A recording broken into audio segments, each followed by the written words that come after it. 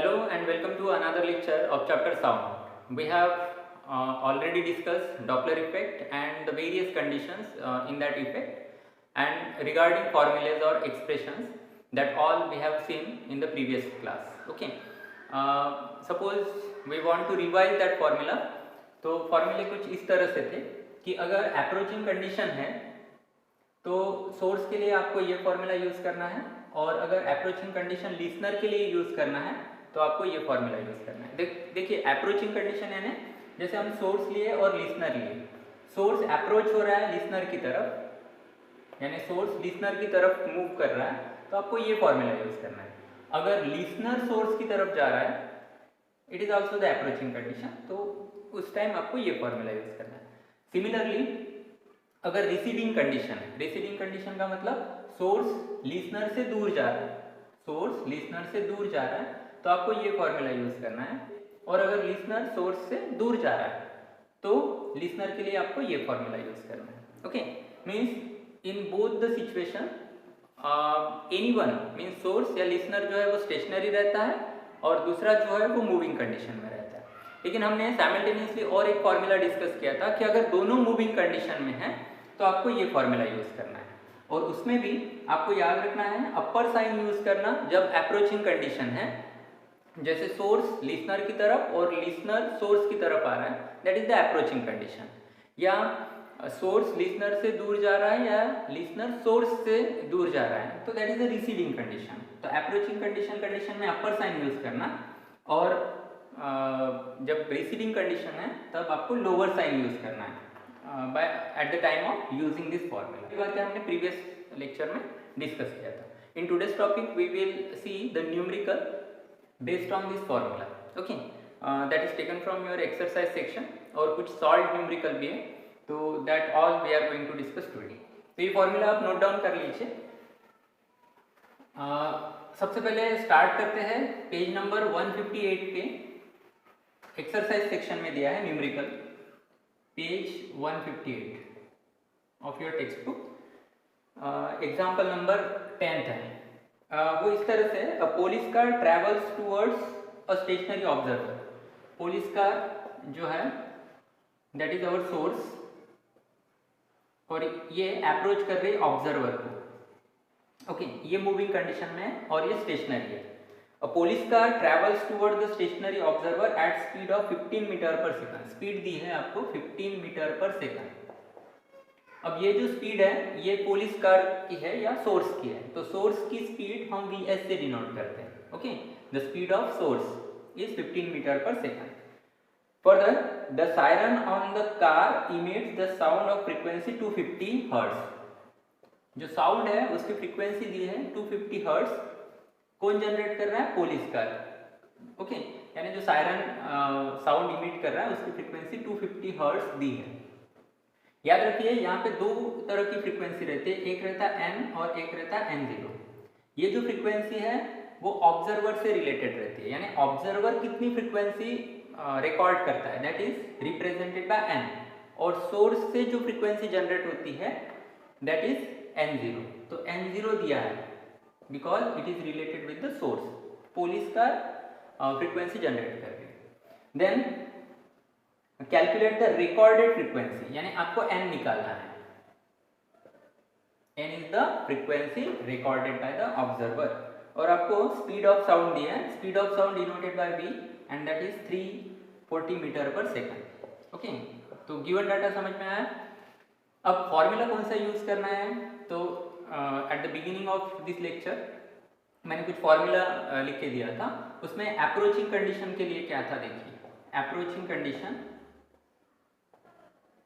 Source listener की तरफ जा रहा है। ओके, तो फॉर्मूला इस तरह से था n equal to n0 v minus vs। Okay, तो अप्रोचिंग कंडीशन में आपको ये फॉर्मूला यूज करना है। तो यहाँ पे सब आप वैल्यू अगर पुट करते हैं तो you will get the answer of n। तो कैलकुलेशन किस तरह से है, n फाइंड आउट करना है। n0 दिया है 250, v 340 दिया है, again 340 minus vs that is 15। तो ये कैलकुलेशन सिंपल है, आप इजीली कर सकते हैं। तो क्या आएगा देखिए, so therefore n equal to 250 then 340 divided by 340 minus 15 that is 325। तो ये आंसर आपका आना चाहिए 261.54 as per the answer given in your textbook. तो आप आंसर टैली कीजिए। एग्जाम्पल नंबर 11 है, जस्ट उसके नीचे वो करते हैं। नंबर 11 क्वेश्चन इस तरह से है, the sound emitted from the siren of an ambulance has a frequency दी है 1500 हर्ट्ज। ओके, ये फ्रीक्वेंसी किससे रिलेटेड है? The sound emitted from the siren of the ambulance, यानी फिर से सोर्स है और लिसनर है। यहाँ पे एम्बुलेंस की बात हो रही, तो ये अप्रोच कर रहा है इसे। The sound emitted from the siren of an ambulance has a frequency of 1500 hertz. तो सोर्स से रिलेटेड फ्रीक्वेंसी है, that is represented bye NZ। The speed of sound is 340 meter per second. Speed of sound denoted by V, that is 340 meter per second. Okay. Further, calculate the difference in the frequency heard by the stationary observer. यानी जो observer है वो कितनी frequency record करेगा। ये frequency जो generate हुई है 1500, तो लिसनर कितनी फ्रीक्वेंसी रिकॉर्ड करेगा। Calculate the difference in the frequencies heard by the stationary observer, यानी जो ऑब्जर्वर है वो कितनी फ्रीक्वेंसी रिकॉर्ड करेगा, यानी n निकालना है आपको। फ्रीक्वेंसी में डिफरेंस निकालना है, तो difference in the frequency heard by the stationary observer if the ambulance initially travels towards and then away from the observer, यानी उसमें दोनों कंडीशन यूज करना है कि जब सोर्स मीन्स एम्बुलेंस लिसनर को अप्रोच कर रही है, लिसनर की तरफ जा रही है, तो वो टाइम की आपको फ्रीक्वेंसी कैलकुलेट करना है रिलेटेड टू लिसनर। और अगर सोर्स लिसनर को क्रॉस होते हुए दूर जा रही है, यानी रिसीडिंग कंडीशन, दोनों कंडीशन यहाँ पे यूज करना है। दोनों के लिए फ्रीक्वेंसी कैलकुलेट करना है, approach as well as recede. इसके लिए n निकालना है और इसके लिए भी n, एंड फाइनली दोनों में कितना डिफरेंस है वो हमें फाइंड आउट करना है। तो अप्रोचिंग कंडीशन के लिए फॉर्मूला इस तरह से रहेगा, n equal to n0 v approach कर रहा है दैट इज माइनस। तो ये फॉर्मूले में आप वैल्यू पुट कीजिए सबसे पहले।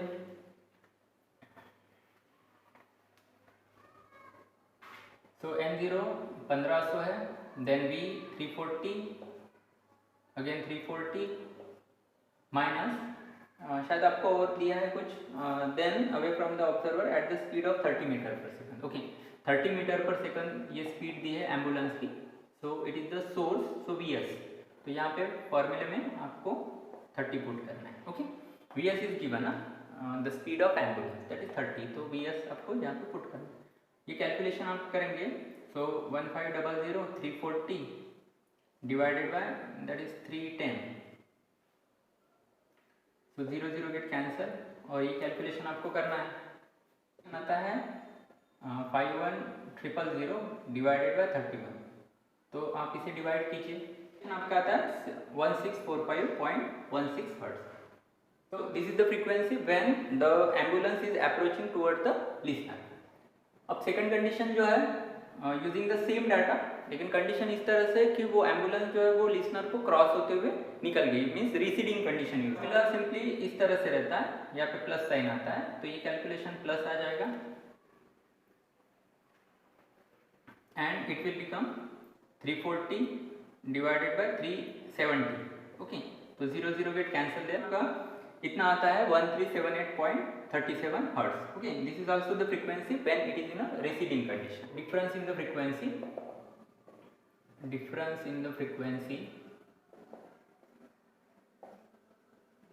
recorded by observer,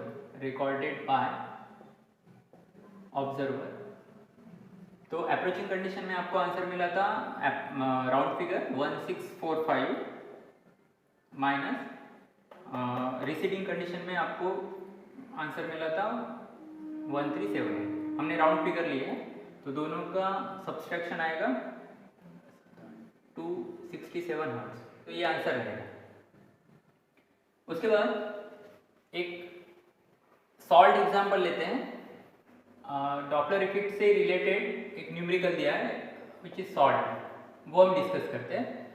क्वेश्चन किस तरह से देखिए, a rocket is moving at a speed of 220 metre पर सेकंड। ओके, तो एक रॉकेट है और ये मूव कर रहा है एक टारगेट की तरफ। Okay, so it is target, तो it is in a moving condition और ये स्टेशनरी है, ये स्टेडी है। रॉकेट की जो स्पीड दी है वो दी है 220 मीटर पर सेकंड। तो 220 मीटर पर second it is related with the speed of source, क्योंकि ये रॉकेट जो है it is our source which emits the sound of the frequency 1200 hertz. तो ये रहेगी सोर्स की speed as it is the source, और जो फ्रीक्वेंसी है that is represented by n0 as it is related with the source.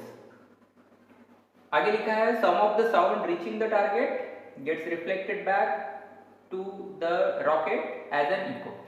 Rocket से जो भी साउंड इमिट हो रही है that is reaches to the target. Okay, और टारगेट से वो जो साउंड है वो again reflected back towards the rocket, और रॉकेट में एक डिटेक्टर है जो कि वो जो रिफ्लेक्टेड साउंड है या हम इको बोलेंगे वो डिटेक्ट करने वाला है। ओके, तो इस तरह की सिचुएशन है। क्या कैलकुलेट करना है, देखिए the frequency of sound detected by the target. पहली कंडीशन ये है कि रॉकेट से जो साउंड निकल रही है उसकी जो भी फ्रीक्वेंसी है तो वो टारगेट कितना रिकॉर्ड करेगा, यानी n निकालना है। ओके, ये पहली कंडीशन है या पहला कैलकुलेशन, हमें frequency recorded by the target ये निकालना है। तो कंडीशन किस तरह से है, as it is a source and it is listener, तो source is approaching toward the target, source target की तरफ या लिसनर की तरफ बढ़ रहा है। तो फॉर्मूला कौन सा यूज करेंगे हम, n equal to n0 v। Okay, तो इस तरह से फॉर्मूला रहेगा, हम ये वैल्यू पुट करते हैं। So it is 1200, then v दिया है आपको, that is the speed of sound, that is 330 metre पर सेकंड। ओके, सो 330 मीटर पर second, then again 330 minus vs दिया है 220। तो ये कैलकुलेशन सिंपल है, 1200, देन ये रहेगा 330 और ये रहता है 110। ओके, सो 00 कैंसल, देन 11 3 था। ओवरऑल ये कैलकुलेशन सिंपल है। Okay, so this is the frequency recorded by the target. Okay, target कितनी फ्रीक्वेंसी रिकॉर्ड करेगा, 3600 हर्ट्ज। इमिट कितना कर रहा है रॉकेट या साउंड जो इमिट कर रही है that is of the frequency 1200 hertz. Okay, target कितनी रिकॉर्ड कर रही है, that is 3600 hertz. Second condition जो है वो इंटरेस्टिंग है। यहाँ पे अब टारगेट जो है वो सोर्स बन जाएगा, क्योंकि यहाँ पे जो साउंड पहुंच रही है कि जिसकी फ्रीक्वेंसी अब इतनी रहेगी, वही साउंड रिफ्लेक्ट होके रॉकेट में जो डिटेक्टर है वो डिटेक्ट करने वाला है, तो उसकी फ्रीक्वेंसी हमें कैलकुलेट करना है। ओके, यहाँ तक क्लियर है। सेकंड कंडीशन में ये न्यूमेरिकल किस तरह से बनेगा, देखिए सेकंड क्वेश्चन क्या है, the frequency of echo detected by the rocket. Second condition में ये लिसनर बन जाएगा और टारगेट जो है वो सोर्स बनेगा। Okay, again rocket is in a moving condition, यानी लिसनर जो है वो इसकी तरफ बढ़ रहा है। Now listener is approaching towards the source. Okay, यहाँ पे जो फ्रीक्वेंसी रहेगी वो आपको लेना है अब n0 इक्वल टू, हमें जो पहला आंसर मिला था दैट इज 3600 हर्ट्ज। ये फ्रीक्वेंसी आपको कंसिडर करनी है एज n0 नाउ। ओके, क्योंकि as target is become now source, so n0 equal to 3600 hertz. और फॉर्मूला यूज कौन सा करेंगे कि listener is approaching towards the source. तो लिसनर अप्रोच जब करता है सोर्स की तरफ तो फॉर्मूला इस तरह से बनता है, n equal to n0 then v plus vl upon v। So putting the value 3600 then v that is speed of sound 330, vl कितना रहेगा, जो रॉकेट की स्पीड थी, moving speed, that is 220. Okay, so it is 220 upon velocity of sound again 330. तो ये calculation, okay, तो ये कैलकुलेशन करना है. सो 36 दोनों का एडिशन हो जाएगा 550 अपॉन 330. सो 0 0 कैंसल, 11 3 जा 11 5 जा. So 3600 into 5 divided by 3. So it is 1200. So it is hertz. Okay, तो ये क्वेश्चन जो था उसमें कैलकुलेशन पार्ट इजी है, बस आपको वो कंडीशन समझनी है कि अप्रोच कब हो रहा है, रिसीव कब हो रहा है, कौन मूव हो रहा है और कौन स्टेशनरी है. वो हिसाब से आपको फॉर्मूला चूज करना है और कैलकुलेशन पार्ट जनरली इजी रहता ही है. ओके, रिमेनिंग पोर्शन है वो हम अगले लेक्चर में कंटिन्यू